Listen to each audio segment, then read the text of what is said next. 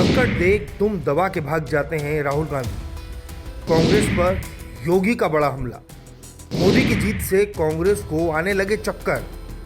लोकसभा चुनाव में मतदान की तारीख नजदीक आने के साथ राजनीतिक दलों का एक दूसरे पर आरोप प्रत्यारोप लगाने का दौर भी तेज हो गया है। एक तरफ कांग्रेस सांसद राहुल गांधी व इंडिया गठबंधन के नेता भाजपा और पीएम मोदी पर तीसरी बार सत्ता में आने के बाद संविधान को बदलने का आरोप लगा रहे हैं। वहीं भाजपा के नेता भी कांग्रेस को लोकतंत्र का हत्यारा बता रहे हैं। अब इसी कड़ी में यूपी सीएम योगी आदित्यनाथ ने अपने एक संबोधन में कांग्रेस को खिलाफ हुंकार भरी।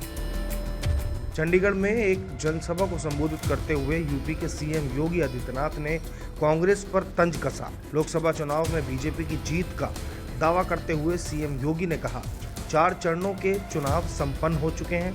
पहली बार ऐसा हो रहा है कि चुनाव का परिणाम तय है। 4 जून को रिजल्ट आएगा तो जीतेंगे मोदी। हम लोग निश्चिंत हैं क्योंकि जनता जनार्दन पहले से ही तय कर चुकी है। सीएम योगी आदित्यनाथ ने विपक्ष पर निशाना साधते हुए कहा कि 400 पार की बात करते हैं तो कांग्रेस को चक्कर आने लगता है। कांग्रेस के लोग तो भगवान राम को पहले ही नकार चुके हैं। अगर बुद्धि होती तो इटली में ही राम मंदिर बनवा लेते। सीएम योगी आदित्यनाथ के मुताबिक भगवान राम किसी की बुद्धि फेरते हैं तो उसे पहले उल्टी बुद्धि देते हैं। कांग्रेस भी उसी राह पर बढ़ चुकी है।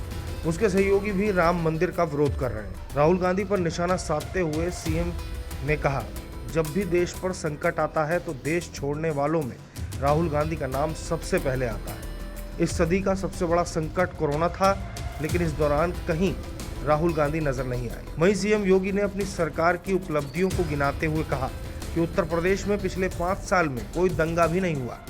सड़कों पर नमाज पढ़नी भी बंद हो गई है। मस्जिदों से लाउड स्पीकर भी उतर गए हैं। 10 वर्षों से देश यशस्वी बन रहा है। आतंकवाद पर चोट की गई है। विकास भी हुआ है। मोदी जी ने देश के 80 करोड़ लोगों को मुफ्त राशन दिया। 60 करोड़ लोगों को आयुष्मान कार्ड भी दिया। लेकिन कांग्रेस कहती है कि देश के साधनों पर पहला अधिकार मुसलमानों का है, तो फिर देश का हिंदू कहाँ जाएगा। तभी तो सिटीजनशिप एक्ट लागू हुआ और कांग्रेस के पेट में दर्द होने लगा। जानकारी के लिए बता दें कि देश भर में 7 चरणों में मतदान होने के बाद 4 जून को एक साथ सभी लोकसभा सीटों पर मतगणना की जाएगी। इस बार का लोकसभा चुनाव कई मायने में रोचक है। यहाँ नरेंद्र मोदी बतौर प्रधानमंत्री हैट्रिक की तैयारी में हैं, तो वहीं दूसरी ओर विपक्ष पार्टियों द्वारा बनाए गए इंडिया गठबंधन ने प्रधानमंत्री चेहरे की घोषणा की है। यानी चुनाव बिना सीएम फेस लड़ा जाएगा। इस बार के चुनाव में कई ऐसे राजनीतिक चेहरे हैं जिन पर देश भर में लोगों की नजर है। कैसी लगी आपको हमारी खबर? पसंद आई हो तो लाइक और शेयर करना ना भूलें और डेली न्यूज़ यानी हमारे चैनल को सब्सक्राइब करें।